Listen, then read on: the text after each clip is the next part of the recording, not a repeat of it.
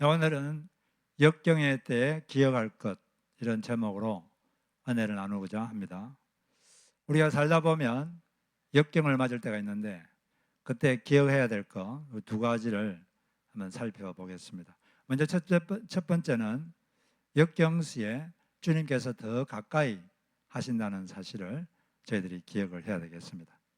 이 바울과 실라가 점치는 귀신을 어떤 여종에게서 쫓아냈습니다. 그러자 그 여종의 주인들이 바울과 실라를 고발했습니다.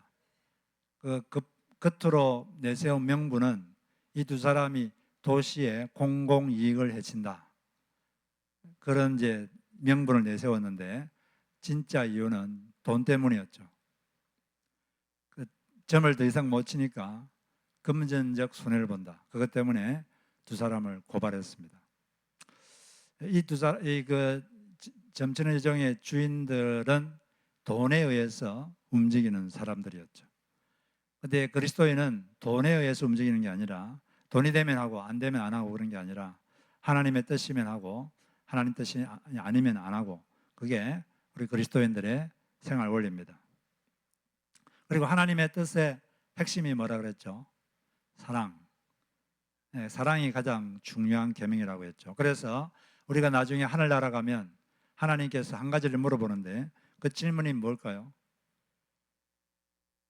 너는 얼마나 사랑하다가 왔느냐? 그걸 물어봅니다. 우리가 갈 일은 사랑하는 거예요. 뭐 얼마나 일을 많이 했느냐 그것도 물어보지 않으시고, 얼마나 돈을 많이 벌었느냐 그것도 묻지 않으시고, 얼마나 사랑했느냐. 사랑하기 위해서 사역도 하고 사랑하기 위해서 돈도 벌고 그렇게 하는 거예요. 고발당해가지고 바울과 실라가 심하게 매질을 당했습니다. 옷이 벗겨진 상태니까 옷이라도 입으면 보호가 될 텐데 옷을 벗은 상태에서 맨몸에다가 엄청나게 매질을 하면 살이 막 터집니다. 그런 상태에서 깊은 감옥, 지하 감옥에 갇혔어요. 그런데 그럴 때까지 마치 하나님은 멀리 떠나신 것처럼 하나님은 전혀 눈에 보이는 행동을 하지 않으셨습니다. 그리고 바울과 실라가 감옥에 갇혔을 때도 하나님은 아무런 행동을 하지 않았어요. 마치 하나님이 그들과 안 계신 것처럼, 그들과 함께 하지 않는 것처럼 아무런 일도 일어나지 않았습니다. 그런데 바울과 실라가 감옥에 갇힌 다음에 기도하고 찬양을 했어요. 계속 기도하고 계속 찬양을 했습니다. 그러고 있는데 갑자기 지진이 났어요. 지진이 나면서 감옥문이 열리고 쇠사슬이 벗겨졌습니다. 그러면 그걸 보고 있던 사람들은 이제야 하나님이 임하셨구나, 하나님이 이제 계시게 됐구나, 이렇게 생각할 수도 있는데, 사실은 하나님은 그전에도 계셨고 또 이렇게 어떤 기적을 행할 때도 계셨고 항상 바울과 실라와 함께 계셨습니다. 단지 그때 하나님이 가시적으로 나타나신 것밖에 없는 거죠. 하나님은 우리와 언제나 함께 계십니다. 그런데 역경의 때 더 가까이 계십니다. 왜냐하면 그때가 하나님이 더 필요한 때이기 때문에, 우리가 하나님을 더 필요로 하기 때문에 하나님은 그때 우리와 더 가까이 계시는 것입니다. 이 다윗의 시편 중에 유명한 시편이 시편 23편이 있는데, 거기 보면은 4절에 보면 내가 사망의 음침한 골짜기를 다닐지라도 해를 두려워하지 않는 것은 주께서 나와 함께 하심이라, 이렇게 되어 있는데, 이 주께서 나와 함께 하신다, 이 주라고 하는 게 히브리 원어에 보면 이게 주라고 되어 있지 않고 당신 이렇게 되어 있어요. 당신이 우리와 함께 하십니다. 이 친밀한 당신, 친밀한 의미에서 당신이라고 되어 있어요. 그런데 이 4절 되기 전에 2절 3절에서는 하나님을 그라고 3인칭으로 하나님을 표현합니다. 그가 나를 푸른 초장으로 인도하시며 또 쉴만한 물가로 인도하시는도다. 한글 성경은 잘 안 나타냈는데 히브리 원어에 보면 그가 인도하신다, 그가 영혼을 소진시킨다. 그렇게 하다가 4절에는 갑자기 당신이 나와 함께 하십니다. 왜냐하면 사망의 엄침한 골짜기를 통과할 때는 하나님이 더 친밀하게 함께 계신다는 겁니다. 사망의 엄침한 골짜기, 마치 죽을 것 같은 그런 어떤 골짜기를 통과할 때는 하나님이 더 가까이 하신다는 거죠. 그 친밀한 2인칭을 그때 하시는 것입니다. 실제로 목자들이 양을 목초지로 이렇게 데려갈 때는 그렇게 어렵지 않아요. 그런데 언제 가장 위험하냐? 골짜기로 이렇게 양들을 데려갈 때가 상당히 위험합니다. 많은 골짜기들이 옆에는 바위들이 많은데 그 바위 틈에 맹수들이 숨어 있어요. 숨어 있다가 팍 잡아 먹기도 하고, 또 어떤 골짜기는 한쪽이 낭떠러지로 되어 있습니다. 그래서 잘못 가다 보면 양들이 그냥 낭떠러지로 떨어져 죽기도 하고, 골짜기를 통과할 때는 상당히 위험해요.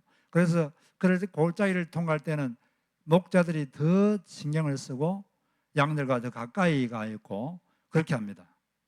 왜? 더 위험하니까. 위험하니까 목자가 더 필요하니까. 그걸 이제 보고 다윗은 우리가 그런 어려움이 있을 때는 더 가까이 계신다. 그래서 친밀한 당신, 유, 이런 식으로 주어를 바꾼 것이다 라고 해석을 할 수가 있습니다. 하나님 우리와 언제나 함께 하시는데 눈에 보이게 역사를 하시든 보이게 역사하지 않으시든 하나님은 언제나 우리와 함께 하십니다. 그런데 역경의 때에는 더 가까이 하십니다. 조서환 장로님이라고 계신데 이분은 사관학교를 졸업하고 한국 군대 육군 소위가 되었습니다. 그런데 훈련하다가 불량 수류탄을 던지게 됐는데 이 수류탄이 불량이라서 오른손으로 수류탄을 잡았는데 터져버렸어요. 그러면 어떻게 될까요? 손을 다 잃은 거죠. 손을 완전히 잃었습니다. 그래가지고 손을 잃고 이제 입원을 해 있는데 제일 마음이 쓰였던 게 지금까지 10년 동안 사귀고 있는 여자친구, 결혼을 약속한 여자친구, 학생 때부터 사귀었는데 어떤 반응을 보일까? 그게 초조했습니다. 오른손도 없는, 솜도 없는 자기를 어떻게 대할까? 그래서 이제 그 여자친구가 자기를 찾아왔어요. 와이프가 찾아왔는데 그때 그냥 겁이 나가지고 말할까 말까 하다가 물어봤습니다. 지금도 나를 사랑해? 물어보니까 그 여자친구가 고개를 2번 끄덕거렸어요. 그렇다는 의미죠. 그 마음에 큰 기쁨이 있었습니다. 그런데 마음은 기뻤는데 다시 한번 생각하니까 내가 정말 이 여인을 사랑한다면 놓아주는 것이 이 여인을 사랑하는 것이다. 장애인하고 산다면 얼마나 힘들겠는가. 내가 너무 이 여인을 붙잡는 것은 이기적이다. 놓아주자. 그런 좀 마음이 들어서 말은 다르게 했습니다. 이제 얼굴 봤으면 됐으니까 이것으로 끝냅시다. 이것으로 끝냅시다 그랬는데 그 여자친구가 눈물을 글썽이면서 울먹이는 목소리로 이렇게 말했어요. 지금까지는 당신에게 내가 필요 없었는지 몰라요. 그런데 지금부터는 당신 곁에 제가 있어야 해요. 지금까지는 제가 당신에게 필요 없었는지 모르지만 지금부터는 제가 당신에게 필요합니다.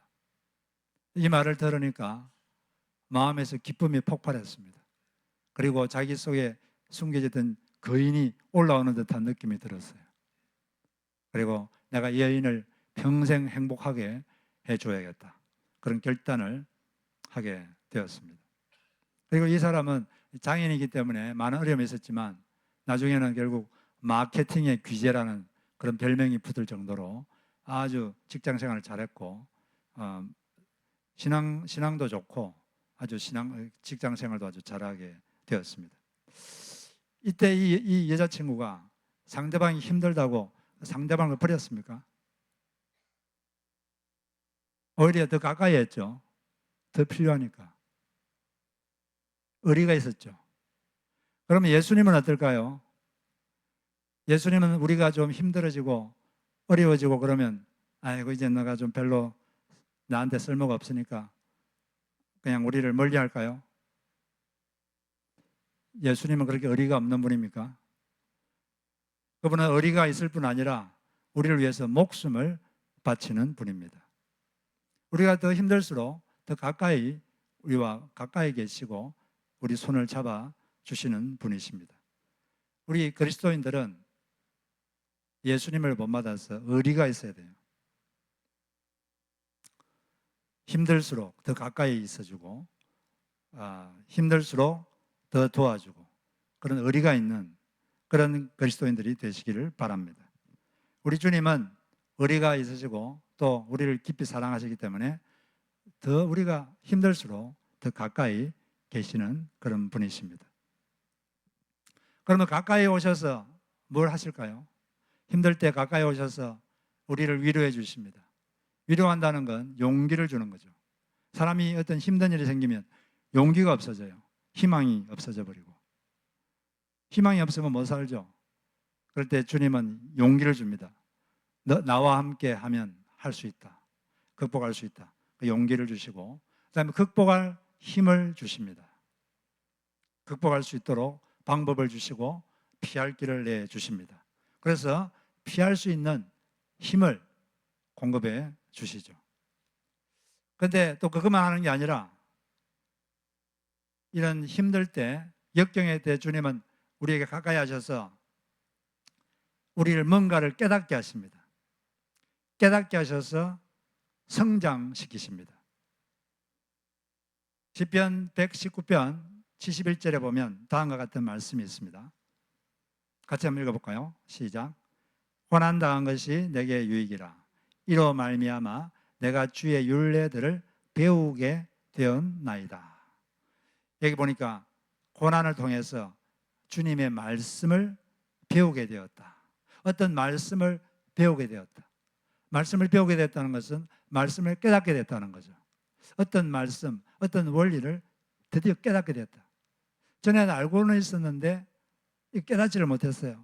그런데 어떤 고난의 때 이게 그거구나. 나에게 이런 모습이 있었구나. 이게 그거구나. 이 마음에 확 와닿고 머리에 있던 게 가슴으로 확 내려오게 되고 깨달음이 생겨요. 이게 진짜 그렇구나. 그런 게 역경의 때 생깁니다. 그래가지고 그 결과는 뭐냐? 67절에 보면 고난 당하기 전에는 내가 그렇다 하였더니 이제는 주의 말씀을 지키나이다. 깨닫게 되면 이제 말씀을 지키게 되죠. 순종하게 되는 것입니다. 사람이 어떤 역경이 오고 고난이 오기 전에는 자기 성찰을 잘 안 합니다. 자기를 잘 보질 않아요. 그냥 자기가 다 옳은 것 같고 다 잘 되는 것 같고 잘하는 것 같고 그런데 어려움이 오면 자기 성찰을 하게 됩니다. 이것은 자동입니다. 누구나 다. 사람이 힘들면 자기를 보게 돼요. 그러면서 나에게 어떤 모습이 있는가. 자기 평소에 잘 모르던 자기 모습을 보게 되고 나에게 이런 모습이 있었구나. 그러면서 돌이키게 되기도 하고 또 새롭게 자기를 발견하고 성장하는 그런 시간을 갖게 되는 것입니다. 우리가 힘들 때 주님이 더 가까이 있다는 이 사실을 기억하시고 또 그럴 때 뭔가를 하나님이 깨닫게 하기 위해서 그렇게 한 것을 아시고 깊이 기도하면서 성찰하시고 뭔가를 깨달으시고 성장하시기를 바랍니다. 그리고 두 번째로 역경의 때 우리가 기억해야 될 것은 역경의 때 좋은 태도를 가지면 사람과 하나님이 감동한다는 것이죠. 역경의 때 주님이 가까이 하시는 것을 알았다면 우리는 그때 좋은 태도를 가질 수 있게 됩니다. 바알과 실라는 좋은 일 하다가 감옥에 갇혔어요. 그런데 바알과 실라는 감옥 안에 있다고 생각하지 않고 그리스도 안에 있다고 생각했습니다. 어디에 있든지 우리는 그리스도 안에 있다. 나는 감옥 안에 있지 않고 그리스도 안에 있다. 그리스도 안에 있다고 생각하기 때문에 그들은 거기에서 기도할 수 있었고 찬양할 수 있었습니다.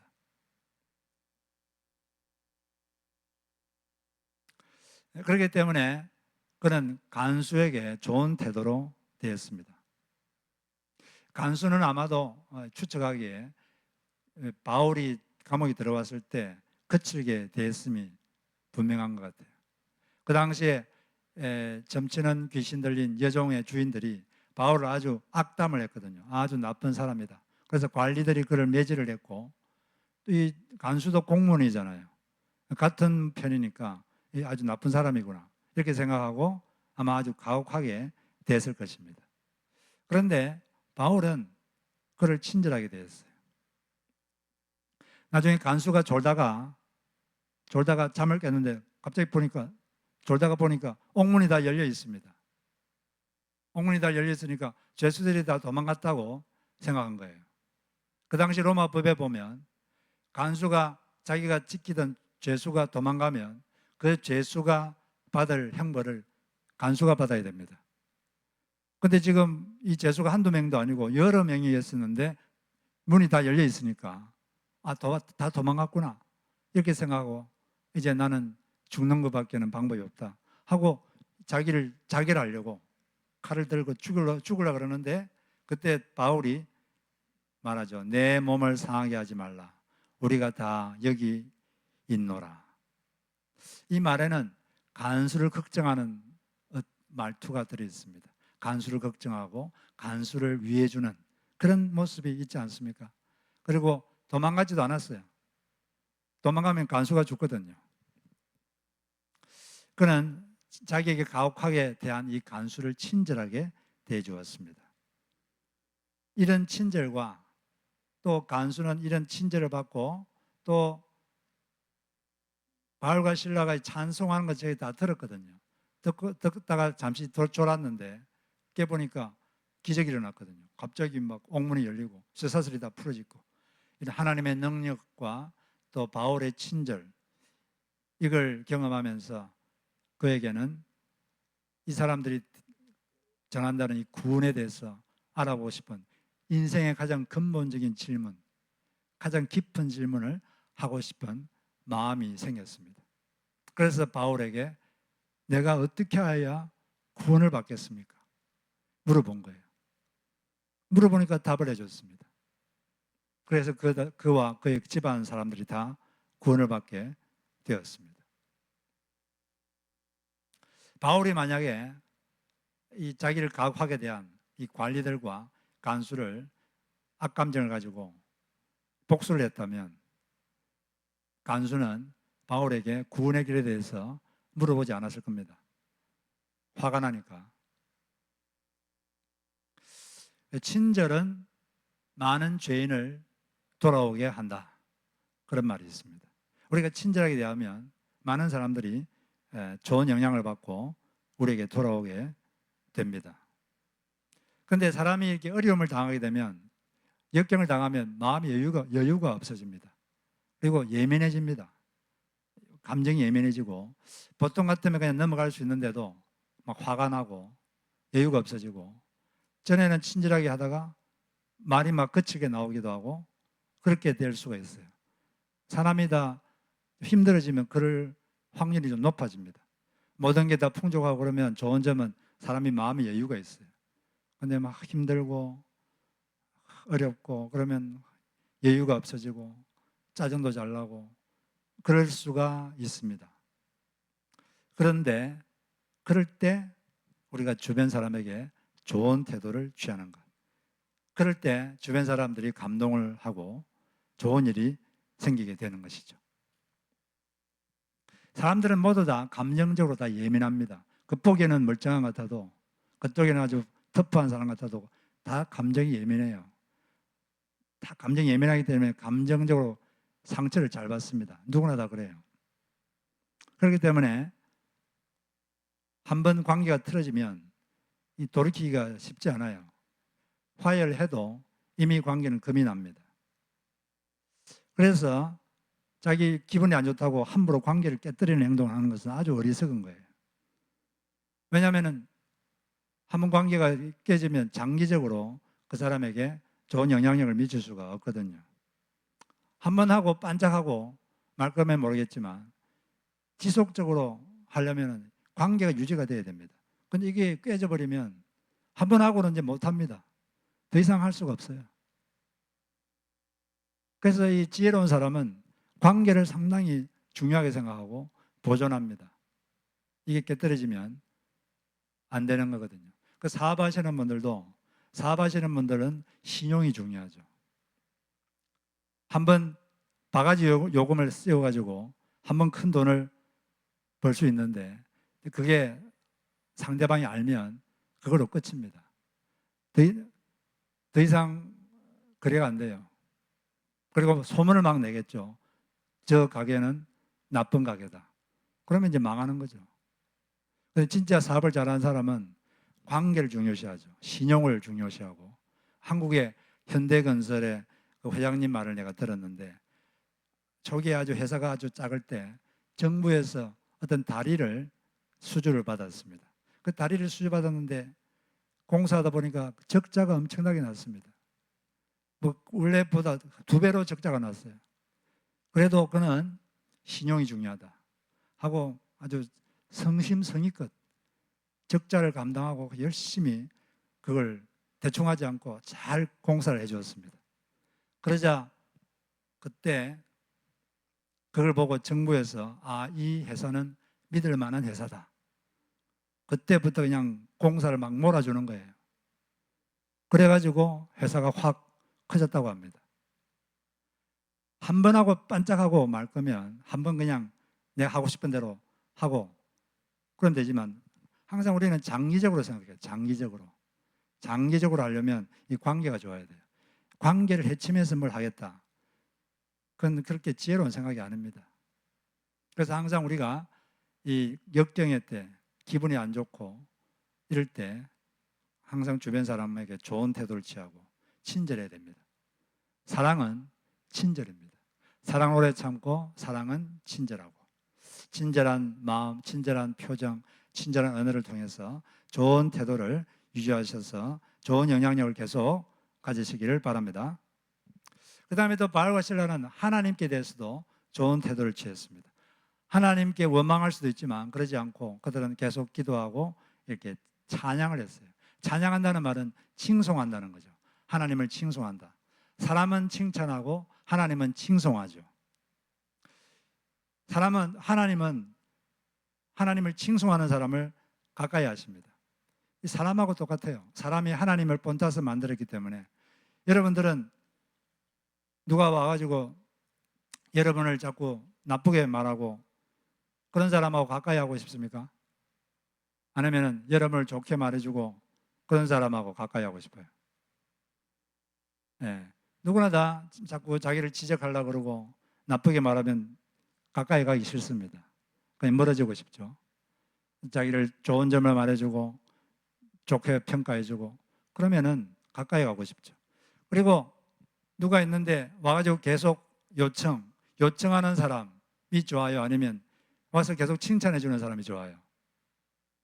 누가 좋습니까? 칭찬해주는 사람, 누구나 다 사람은 칭찬하면 다 좋아집니다. 여러분이 어떤 사람의 마음을 얻으려면 아주 방법 간단해요. 좋은 점을 자꾸 말해주면 돼요. 근데 관계를 자꾸 멀리하고 싶고 그러면 자꾸 지적하시면 확실하게 관계는 끊어집니다. 그건 확실하게 100% 제가 예언합니다. 그건 예외가 없어요. 예외가 없습니다. 그래서 이 사람도 그렇고 하나님도 물론 하나님은 우리가 와서 하나님께 뭘 요청하면 기뻐하십니다. 왜냐하면 하나님께 요청한다는 게 하나님을 의지한다는 것이고 하나님을 신뢰한다는 거기 때문에 우리 하나님께 와서 뭘 요청하고 도움을 청하는 걸 기뻐하십니다. 그런데 그것보다 더 기뻐하시는 것은 하나님을 칭송해드리는 거예요. 하나님은 인격체시기 때문에 하나님을 칭송하는 사람을 기뻐하십니다. 그리고 그 사람에게 더 가까이 하시고 능력을 부어 주는 것입니다. 바울과 실라가 기도하고 찬양했다. 이게 원어적 의미를 보면 기도하다가 찬양했다. 이렇게 해석하는 게 훨씬 더 좋다라고 하는 제가 자료를 읽어보았습니다. 기도하다가 찬양을 하는 거죠. 칭송. 하나님을 칭송. 해 주십시오. 그것도 좋지만 당신은 이런 분입니다. 당신은 이런 분입니다. 그냥 그렇게 고백해 버리는 거죠. 거기다가 멜로디까지 붙이면 훨씬 더 좋죠. 노래까지 부르면 훨씬 더 파워풀한 것이죠.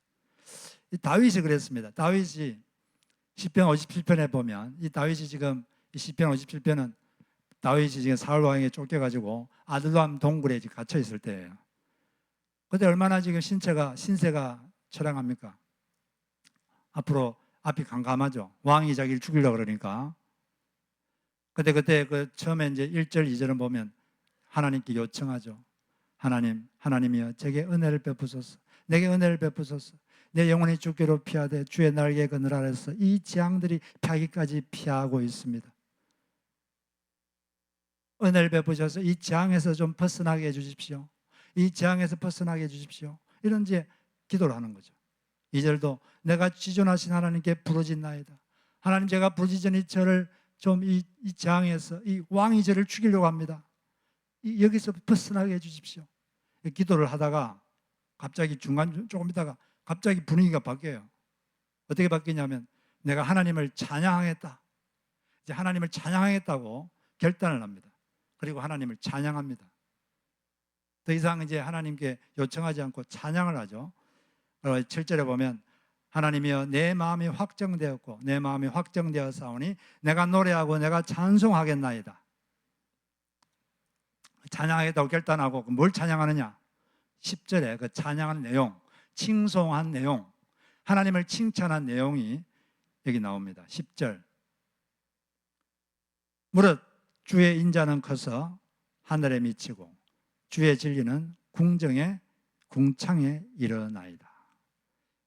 무릇 주의 인자는 커서 하늘에 미치고 주의 진리는 공창. 두 가지를 지금 하나님을 칭송하는데 하나님의 인자 그리고 하나님의 진리.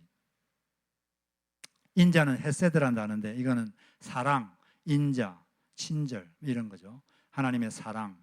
하나님의 사랑은 너무 커서 하늘에 미칩니다. 그리고 주의 진리라고 되어 있는 건 MS라는 단어인데 이건 두 가지 뜻이 있어요. 첫째는 진리, truth 이런 뜻이 있고 두 번째는 faithfulness, 신실하심 이 두 가지 뜻이 있습니다. 그런데 대부분의 영어 성경은 다 faithfulness 이렇게 해석을 합니다. 신실하심. 네, 제가 보기에도 신실하심 이렇게 하는 게 훨씬 더 좋은 것 같아요. 신실하시다는 게 뭐예요? 믿을 만하다. 한번 말씀하시면 반드시 지키신다. 이런 하나님의 성품, 이걸 이제 찬양하는 거죠. 신실하신 하나님은 사랑이 많으십니다. 그래서 과거에도 공과 사자가 나타나면 하나님이 저를 보호해 주시고 그랬고 골리앗에게도 보호해 주신 그 하나님이 이 사울 왕에게서도 보호해 주실 것입니다. 그걸 이제 고백하는 거나 마찬가지죠. 그리고 또 하나님께서 사무엘 선지자를 통해서 너가 왕이 될 것이다 이렇게 약속을 하셨는데 신실하신 하나님께서 지금은 쫓겨다니고 왕한테 죽을 것 같은 그런 공포가 있지만 결국 하나님이 그 약속이 이루어질 것입니다. 하나님은 신실하십니다. 왕이 되게 해주십시오 이렇게 하는 게 아니라 하나님은 신실하십니다. 그냥 그렇게 딱 결론을 내려버리는 거죠. 그게 훨씬 더 파워풀해요. 할렐루야. 많이 여러분 하나님을 찬양하시기 바랍니다. 이 찬양은 먼저 선포, 하나님 이런 분이다. 그게 그 자체가 찬양이에요. 칭송. 거기다가 이제 곡조를 붙이면, 멜로디를 붙이면 더 좋죠. 노래까지 하면 훨씬 더 확 탁월하죠. 네, 그렇게 하면 그런 식으로 좋은 태도를 가지고 하나님께 대하면 하나님이 어느 순간에 가장 높은 곳에 계신, 가장 높은 직급에 계신 그분이 임하십니다. 임하셔서 구해주시고 역사하시는 거죠. 내가 얼마 전에 말씀드린 그 조서환 이 장로님이 그 이제 수류탄 사고로 오른손을 다 잃고 그래서 이제 제대하고 기업에 취직했습니다. 장애인이기 때문에 아주 취직하기 힘들었어요. 그래도 취직을 했어요. 근데 자기 위에 과장이 있는데 이 과장이 인사평가할 때마다 A, B, C, D 중에서 제일 안 좋은 D를 계속 주는 거예요. D를 몰아서 줍니다. 근데 자기가 뭐 일을 못하고 그러면 모르겠는데 그것도 아니에요. 이분은 일을 참 잘한다고 늘 칭찬받고, 학생 때는 학생회장도 하고, 일을 참 잘하는 분인데도 막 D를 주는 거예요. 왜 그러냐 하니까 그 과장은, 이 사람은 D를 줘도 딴 회사를 못 가고 여기에서 꼼짝달싹 못하고 있을 사람이다, 이렇게 생각하고, 어차피 누군가는 D를 줘야 되는데 이 사람을 줘야겠다 하고 그냥 계속 주는 거예요. 너무 억울한 거죠. 자존심도 상하고. 그러면 화가 난다고 그냥 뛰쳐나가고 싶지만, 그런다고 자존심을 세우는 것도 아니고, 그러면 가족들도 있고, 자존심을 화를 내고 막 뛰쳐나간다고 자존심이 세워지는 게 아니라 극복을 하고, 극복을 하면 자존심이 세워지는 거죠. 그는 끝까지 견뎠습니다. 좋은 태도를 가지고 열심히 일하고, 밤에는 공부하고, 그런데 공부 못하게 하려고 막 퇴근할 때 막 이상한 일 맡겨도 밤 새워서 일하고 막 그랬어요. 그러고 있는데 어느 날 과장 위에 부장이 계신데, 어떤 부장이 갑자기 자기를 부르더니 급한 일이 있어서 그러는데, 이 영어로 된 이게 30페이지를 내일까지 좀 번역해서 좀 해 줄 수 있겠느냐, 이렇게 부탁을 했습니다. 이분이 영문학과 출신이거든요. 그래서 부탁한 거죠. 이분이 막 밤새도록 아내 보고 타이프 치라 그러고 자기가 불러주고, 그래서 밤새도록 해서 아침에 갖다 주었습니다. 부장이 깜짝 놀랐어요. 이렇게 열정적인 사람은 내가 키워줘야 된다. 그때부터 과장이 더 이상 딴지를 못 거는 거죠. 그 전에 D 주자가 이제 그때부터는 A로 계속 A로 하다가 고속 승진을 했습니다. 나중에는 마케팅의 귀재, 이런 별명이 붙을 정도로 한국에서 유명한 사람이 됐어요. 할렐루야. 이 좋은 태도를 가지고 계속 하니까 더 높은 곳에 계신 분이 올려주는 거죠. 우리가 어떤 역경을 맞을 때 좋은 태도를 가지고, 사람에게도 좋은 태도를 가지고 사람에게 친절하고, 또 하나님께 좋은 태도를 가지고 하나님을 기도하고 칭송하고, 그러면은 때가 될 때 하나님께서 임하셔서 역사하실 줄로 믿습니다. 가운데 뭐가 있더라도 제일 위에서 끌어올려 주시고 제일 위에서 역사하시는 거죠. 그런 역사가 여러분 삶 가운데 있을 줄로 믿습니다. 그래서 좋은 역경의 때 좋은 태도를 취해야 돼요. 역경의 때 하나님이 더 가까이 계신다, 이걸 기억하십시오. 하나님은 우리가 더 필요할 때 더 가까이 계시는 거죠. 그리고 그때 좋은 태도를 가지고 최선을 다해 살아갈 때 하나님께서 여러분 삶에 임하셔서 역사하실 줄로 믿습니다.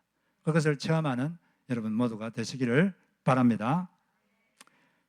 네, 우리 찬양 한 곡 하고 같이 기도하도록 하겠습니다.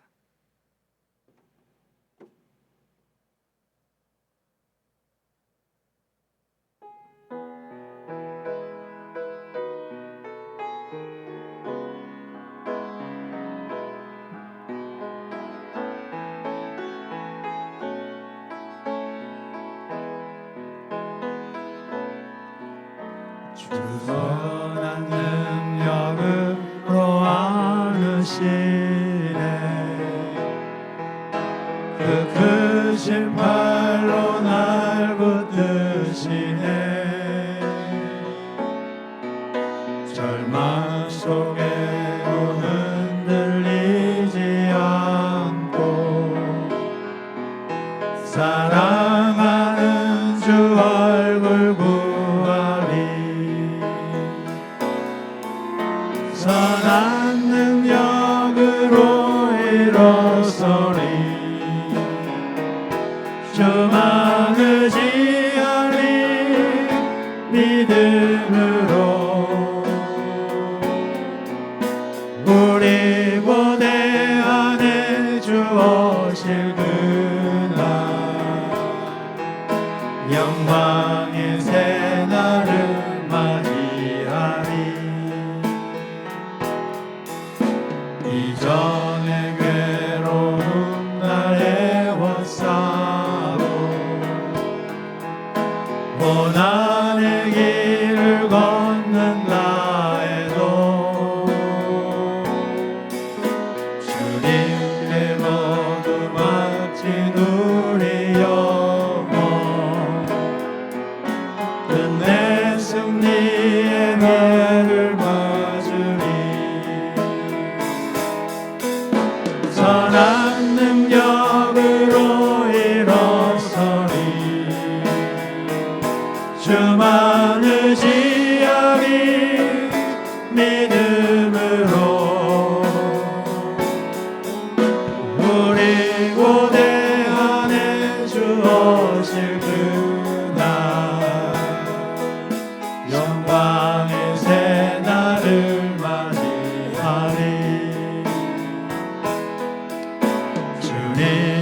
임하신 고난의 승자는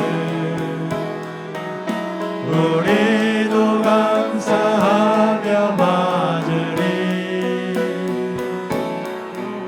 주님의 남은 고난 채워가며 예수와